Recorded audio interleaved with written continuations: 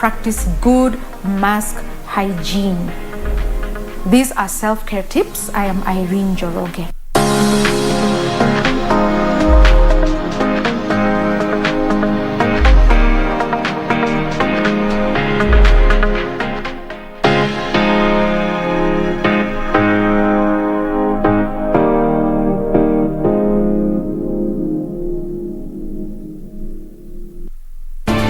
Do you have a news story to share with KBC?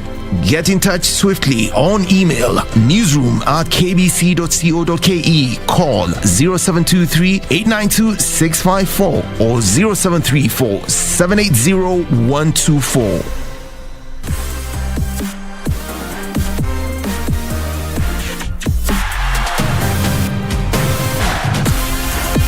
Once more, it is time to serve one world-class football connected by shared passion.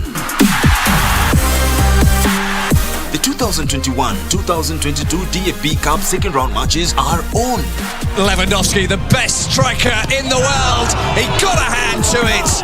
Lined up this Wednesday, the 27th of October 2021 at 9:45 p.m. is Borussia Mönchengladbach versus FC Bayern München. DFB Pokal winners 3 times and 20 times respectively. Find out which team is good enough to stay the bruising course to the end of the annual German Knockout Football Cup competition. Live and exclusive on KBC Channel 1. KBC, your true sports partner.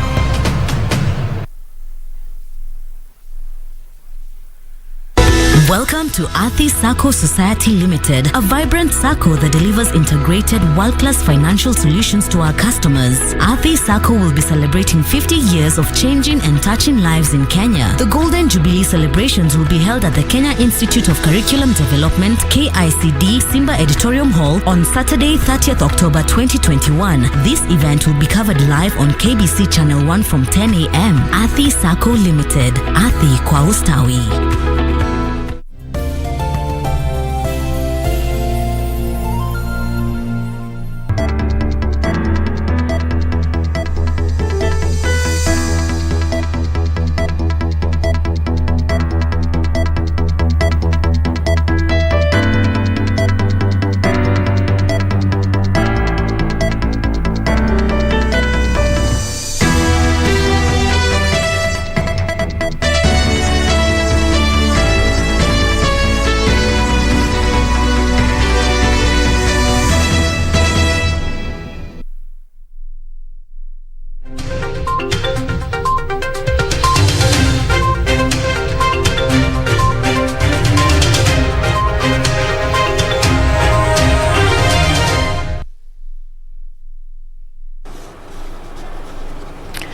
Good evening to you. Thank you so much for creating time to join us right here on Prime Edition this Wednesday, the 27th of October, the year 2021. We got so much that has been happening in Kenya and beyond borders. We got news on the coup in Sudan. We'll be updating you on the latest. Plus, in the country, the government remains upbeat that they will do all they can to ensure that the Huduma number project is a success. We will be letting you in on some of the stories, plus more that we got contained in our comprehensive news bulletin that begins right now. But first, let's begin with the top stories.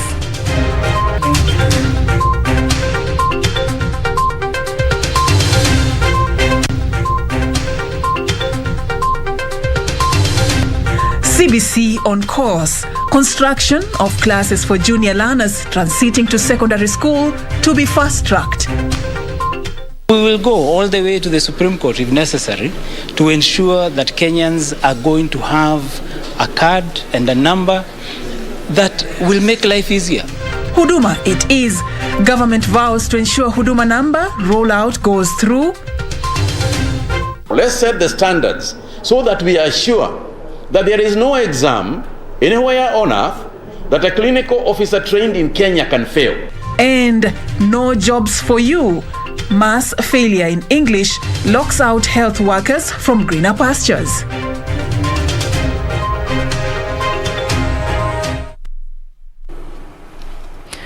All right, so welcome on board. We are going to make this very short and informative. We got a great match lined up for you coming up.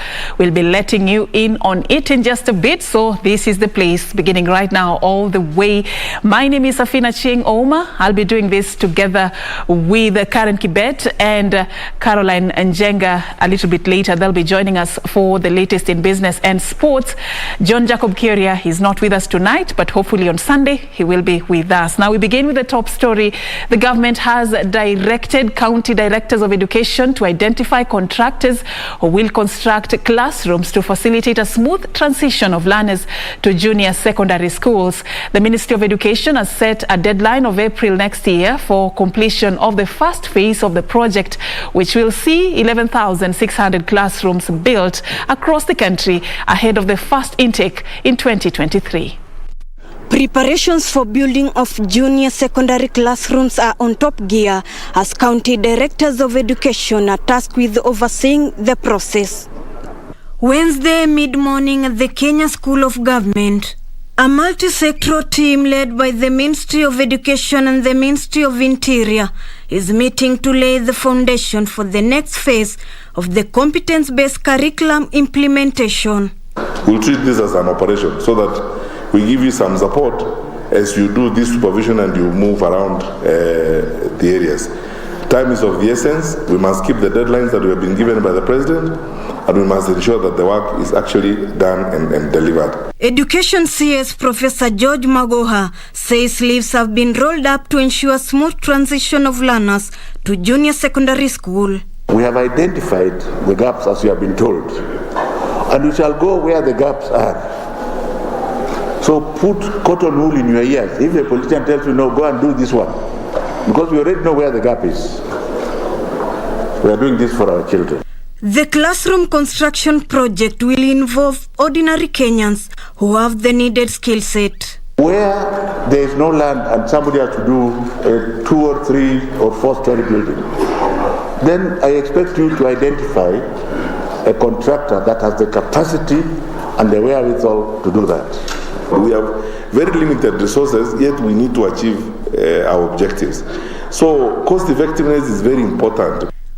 At the same time, Interior CS Dr. Fred Matiang'i put on notice chiefs who will not take a leading role in ensuring classrooms are built in their locations. I have allowed you, interdict Osaka chief who plays around with this project.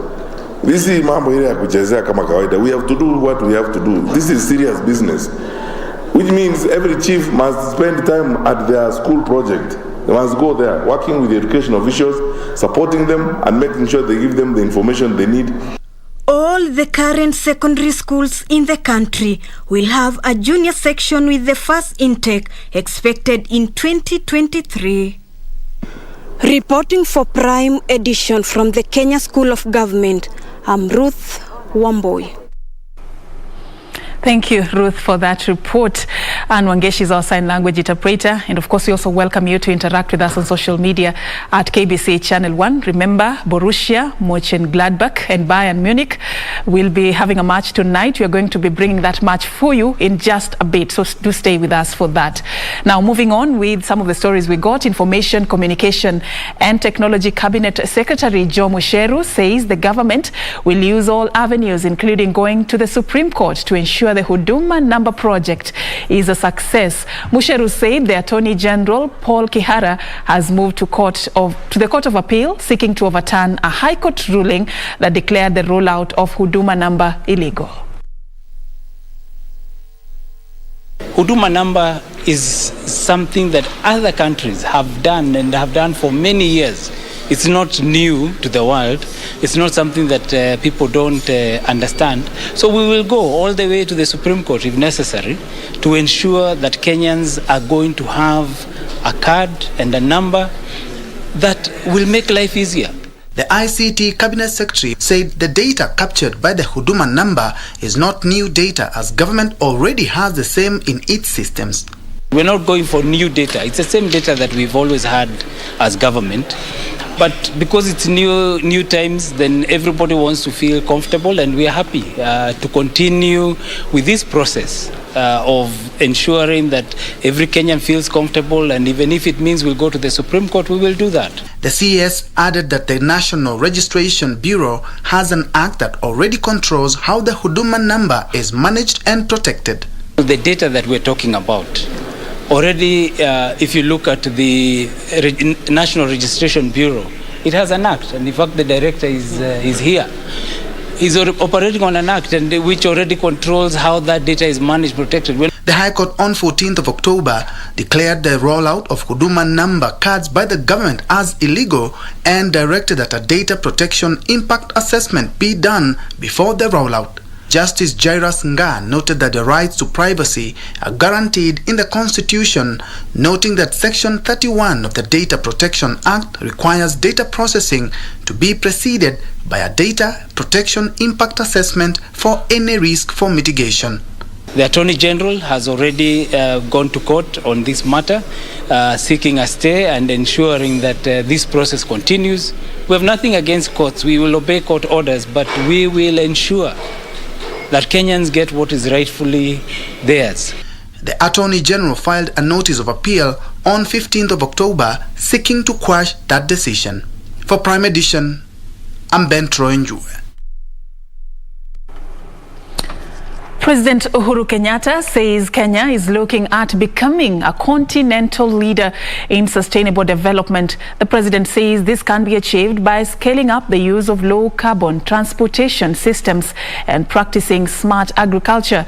The head of state, who spoke on Wednesday during the opening of the IGAD Climate Prediction and Application Center in Kajiado County, said the country has made tremendous progress in green energy utilization and is on course to supporting other Horn of Africa nations to develop their renewable energy capacities.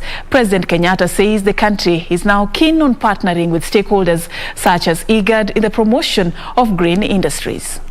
The IGAD Climate Prediction Application Center has been a response to the recurring droughts and other natural disasters in our region.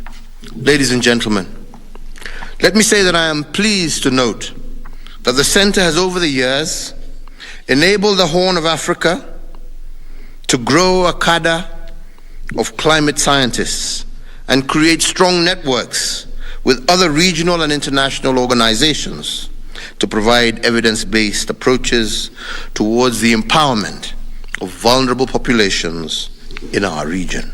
Kenya is proud to have nurtured this center to become a center that is second to none in our continent. And I give my commitment today that Kenya will work hand in hand with regional and global partners to strengthen the capacity of IGAD's Climate Prediction and Application Center. All right, and on that note, we take our first break on Prime Edition. Do stay with us. A lot more still lined up ahead for you, so keep us company.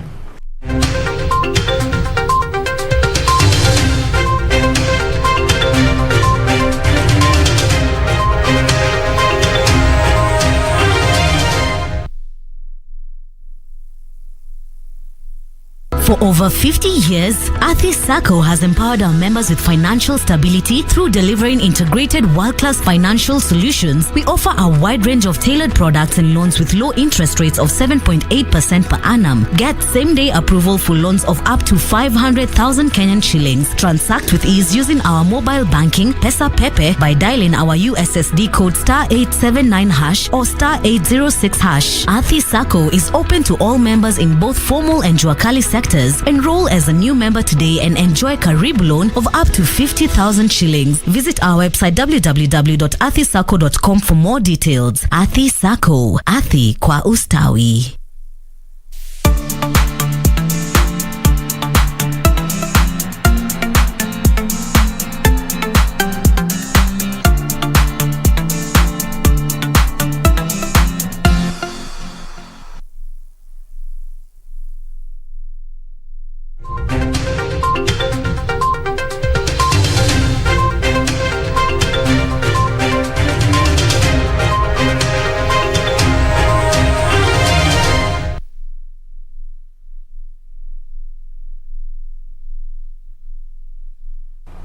Welcome back, and thank you for staying with us. Let's move on.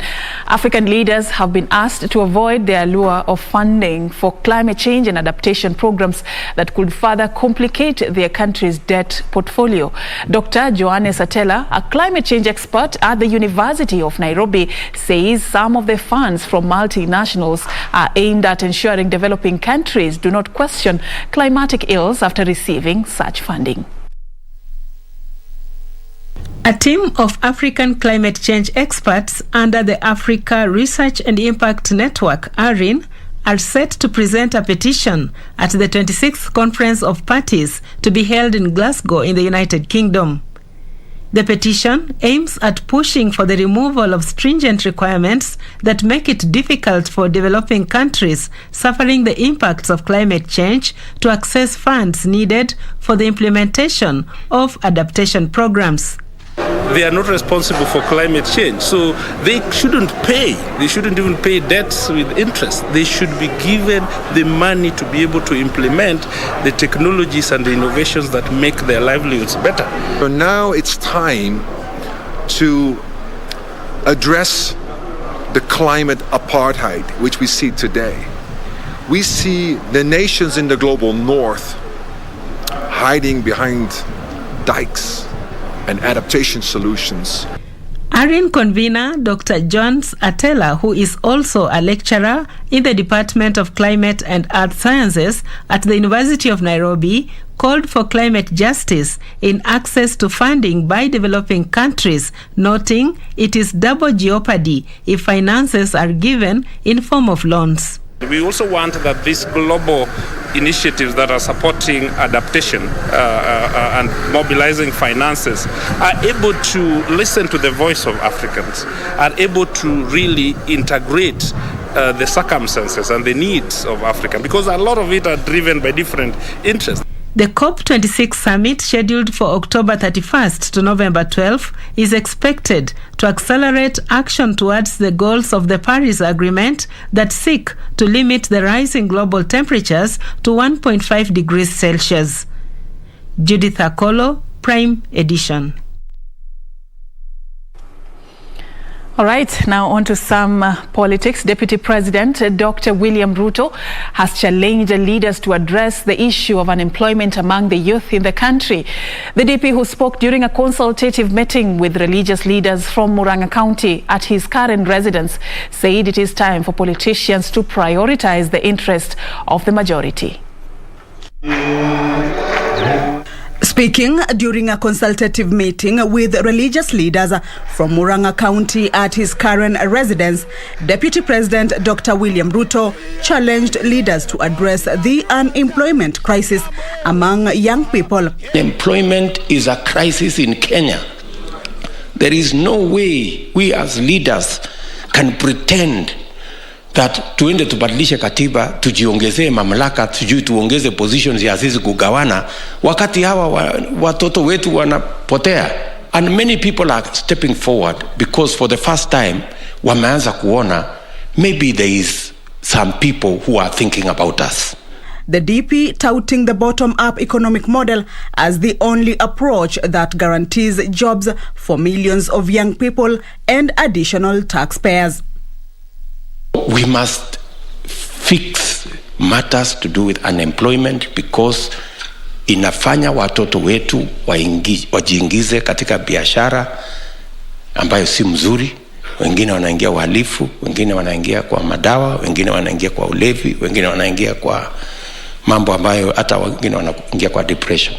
We must sort it out. Leaders who attended the meeting questioned the motive of people they claim were public servants engaging in politics. Muache hiyo maneno yenu ya kukuonyeshana kama muko partisan. Kenya imetoka bali sana. We are prepared in the next general elections as UDA. We want them to be above board. That the elections are free, fair and transparent and peaceful. And outline clearly the mandate of the IBC as an independent institution and why the IBC cannot work with ministers who have clearly taken sides.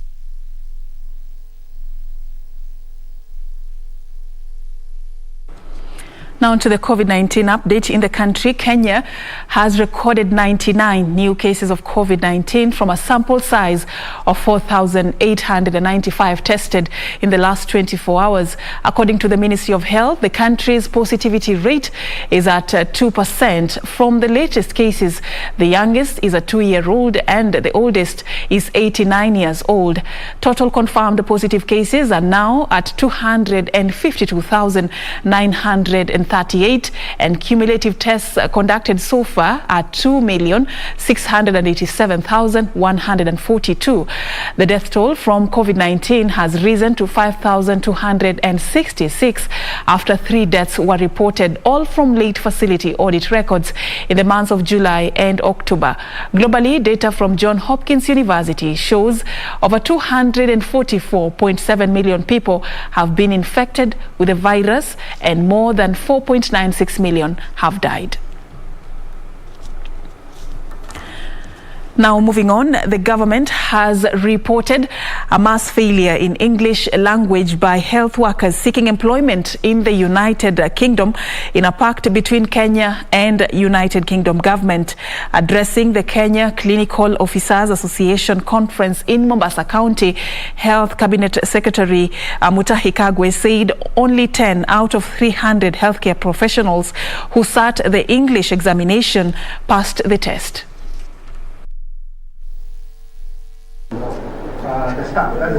Health Cabinet Secretary Mutahi Kagwe was speaking at the Clinical Officers Conference in Mombasa, termed it regrettable that the majority of health workers who had been shortlisted to go and work in the United Kingdom could not pass English proficiency test examination, which was a mandatory requirement. Let's set the standards so that we are sure that there is no exam anywhere on earth that a clinical officer trained in Kenya can fail. This is an issue. And therefore, when we talk about technologies, when we talk about the future, we need to prepare ourselves to be in that space. And the only way to do it is for us to appreciate our strengths, yes, but we also need to appreciate our weaknesses so that we can address those weaknesses at the appropriate time.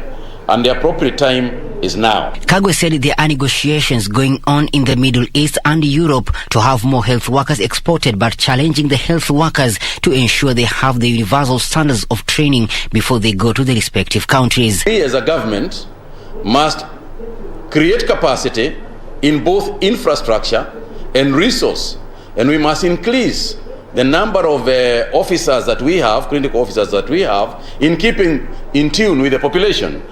What I am going to challenge and what the policy we would like to lay as a government is that every year, in the same manner as we recruit soldiers every year and we recruit police every year, we also want to increase the health workforce in the same manner. He added that the ministry is going to ensure that the curriculum is upgraded and encompass information technology, as hospitals and clinics will soon become paperless to ensure effective delivery of health service. That the quality of service that we provide must be at the highest standard possible, equal to anywhere on earth. If you do that, it will be possible. And given the expansion that we have had in the health sector over the last 1 year, it will be possible for us to make Kenya a health tourism destination. And if that happens, you will benefit. The clinical officers are also demanding to be considered for job opportunities abroad like their peers. They are also calling for the posting of clinical officers interns the soonest possible to broaden their skills. For Primetime Edition from Mombasa County, I'm Michael Mondiga. Now an update from neighboring country Sudan. The African Union has suspended Sudan from all its activities until the civilian-led transitional authority is restored. This as European Union diplomats in Sudan say they want to meet deposed Prime Minister Abdallah Hamdok, whom they recognize as the constitutional leader of the transitional government. Khalid Abdullahi with that report. The African Union, while terming Monday's coup in Sudan as unconstitutional, said the suspension would be in place until the effective restoration of the transitional authority steering the country towards elections. This, as trade unions representing doctors and oil workers said they would join protests which entered the third day in Khartoum. Prime Minister Abdallah Hamdok returned to his home with his wife on Tuesday evening, a day after the military detained him and some cabinet ministers. In the meantime, inbound and outbound flights, which were suspended on Tuesday, were expected to resume at Khartoum Airport later on Wednesday. The leader of the takeover, General Abdel Fattah al-Burhan, dissolved the military-civilian sovereign council set up to guide Sudan to democracy following the ouster of the long-serving ruler Omar al-Bashir in a popular uprising 2 years ago.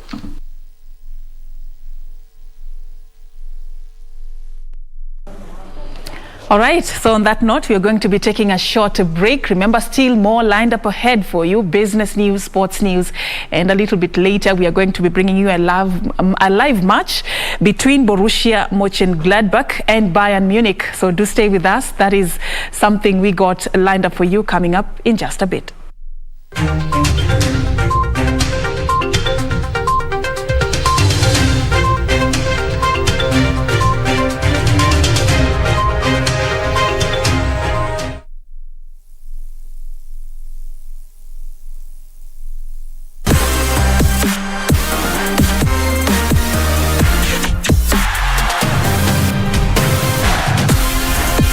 Once more, it is time to savor world-class football connected by shared passion.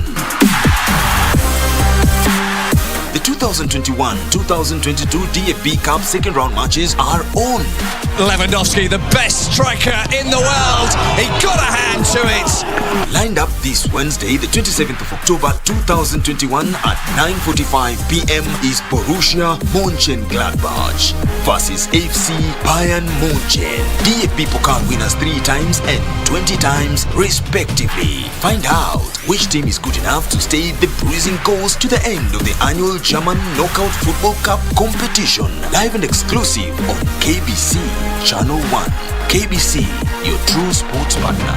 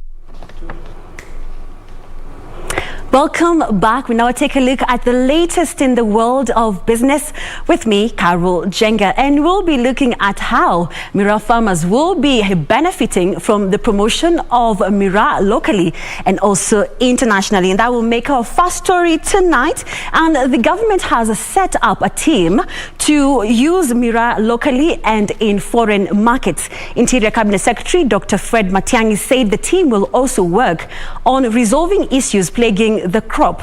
The Intergovernmental Standing Committee will now take over the implementation of the report by the task force on the development of Miraa industry. Let's take a look at that story.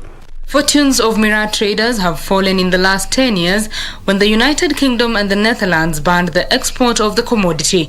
The two countries, together with Somalia, accounted for more than 80% of Kenya's Miraa market.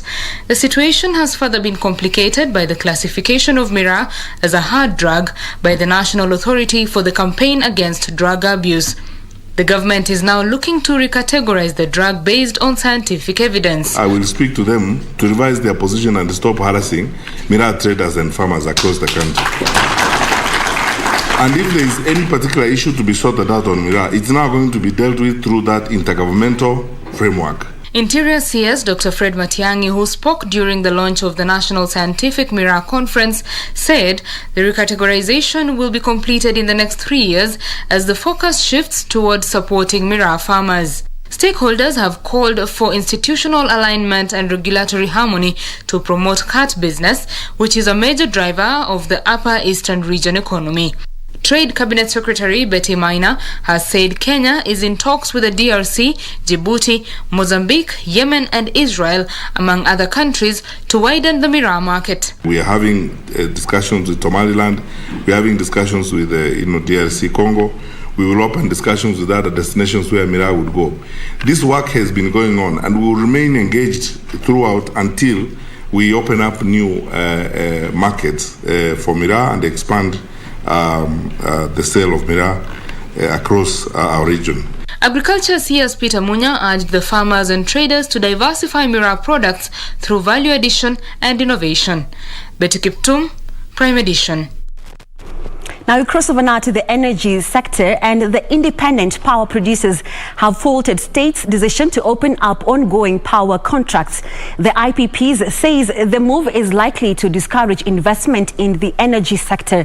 The energy stakeholders now want the government to reduce taxes charged on energy items.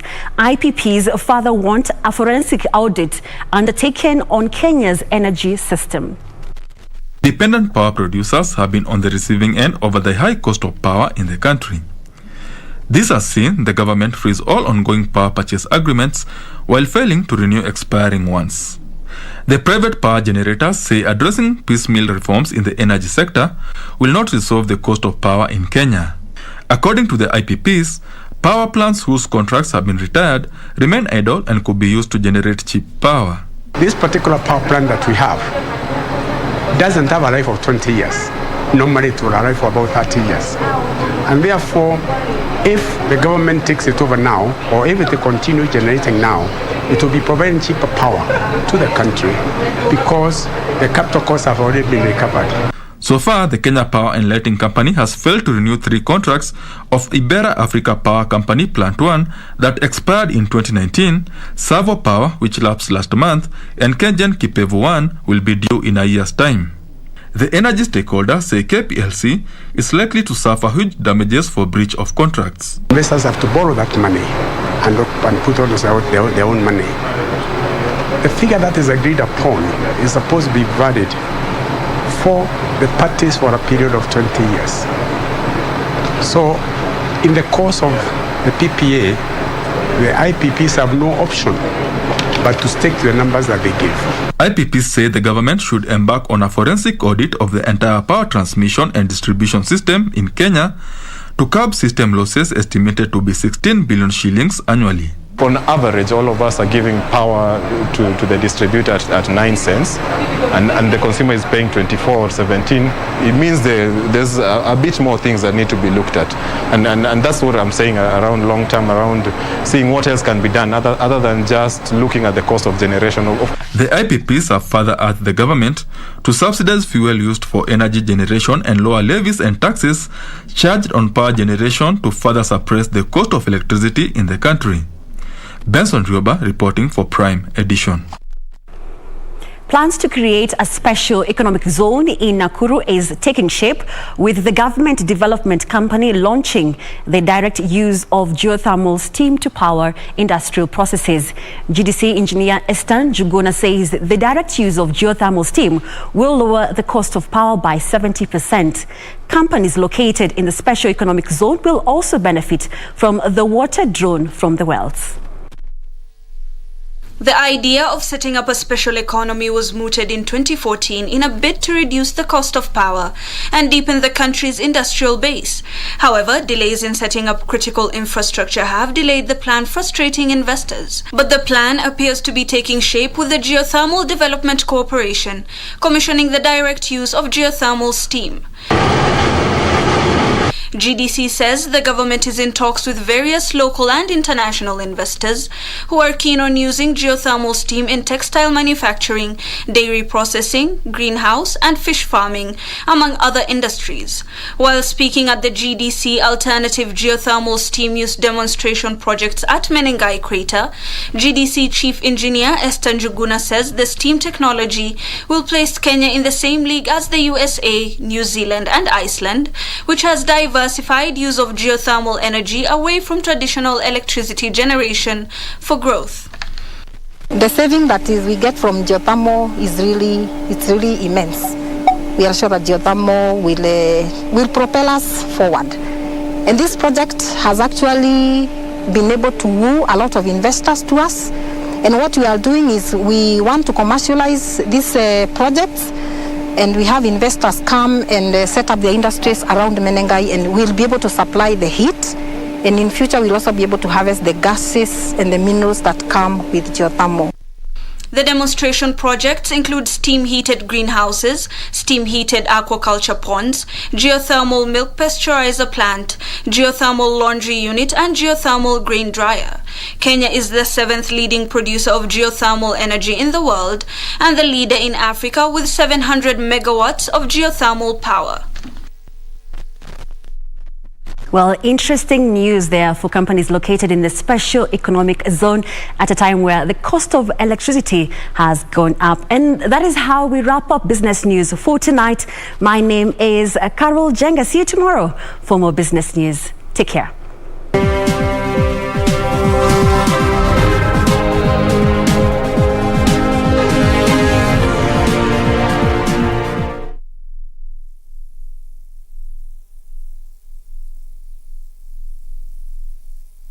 To get Philippians 1.6 as your skiza tune, dial star 811 star 965 hash. And I'm certain that God, who began the good work within you, will continue his work until it is finally finished on the day when Jesus Christ returns. Philippians chapter 1 verse 6. To get Philippians 1.6 as your skiza tune, dial star 811 star 965 hash. Star 811 star 965 hash.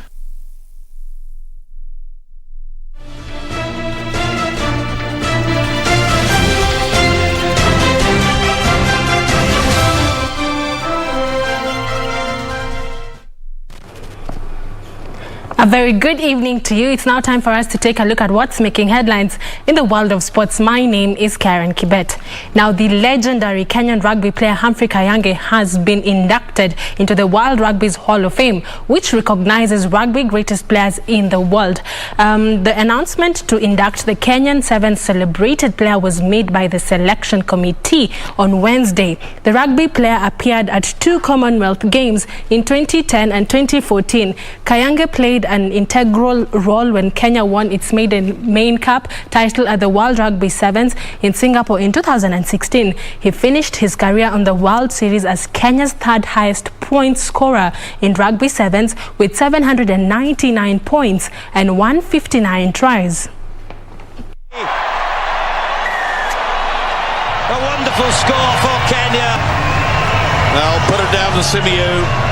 He really created this try with some skillful. Kayange, big rangy stride of the captain, chased all the way by Colin Gregor. He'll not catch Humphrey Kayange. On to matters football. National Super League side KIBERA Black Stars head coach Leonard Odipo has said the team is ready to finish at the top positions ahead of the new season that is set to commence next week on Saturday.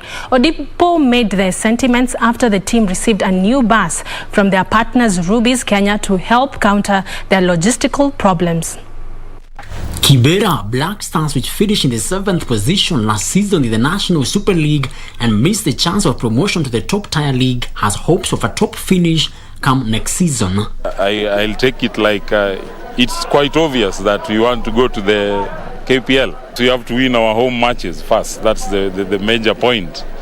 Then we have to map out on our away matches and see where our strengths and our weaknesses are. Then we are good to go. The team, which today received a 45-seat bus from partners Rubis Kenya, will kickstart their new season campaign with a match against Coast Stima on 6th of next month before facing Gusii FC on 13th same month. When it comes to sports, traveling take a lot of our cost.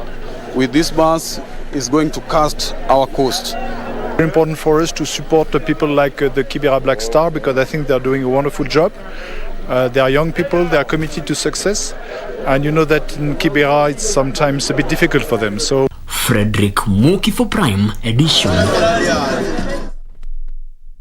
Thank you, Moki, for that report. Now, finally, Kenyan boxer Boniface Mugunde was eliminated from the ongoing AIBA World Boxing Championship in Belgrade, Serbia, after losing on points to Albanian Bekiri of Albania in the first preliminary round of light middleweight. Mugunde was among the two Kenyan boxers in action on Wednesday, with Kenyan Hezron Maganga, who is in the cruiserweight, taking on Jonadine Riyad. Action continues on Thursday with Kenyan Eli Ajoyi, who was knocked out in the first preliminary round, taking on Jakon of Tajikistan in round 32 of the super heavyweight, while another Kenyan, Joseph Shigali, was to battle it out with Mexican Marco Hernandez in round 32 of the welterweight. And now, ladies and gentlemen, we bring up first to the ring, fighting out of the red corner. We lose, but sijajua vile nimelose kwa sababu round 1 nilikuwa jua niko mbele, round 2 nikalegea kidogo, but round 3 pia nikarudikana kupoa. So sijajua hiyo mwezi wao vile ilikuwa, but tunaachia goal kila kitu. So nimecheza leo, ilikuwa poa, at least nimelan vitu mob sana. And that's all we had for you right here at the KBC Primetime News. That's all from me, Karen Kibet. But before Serfine rounds up the bulletin, be sure to tune in, because we will be airing a match between Borussia Mönchengladbach and Bayern Munich. You don't want to miss that match. So stay tuned. But for now, it's back to Serfine. All right, and on that note, that is how we wrap it up. I don't want to take any more time as we await that particular match. Thank you so much for creating time to catch the latest on Prime Edition tonight. My name is Serfine Achieng Ouma. John Jacob Kiria could not join us, but hopefully Sunday we will be with him. But of course, we have been doing this together with Anne Wangeshi, our sign language interpreter. Thank you and have a good night.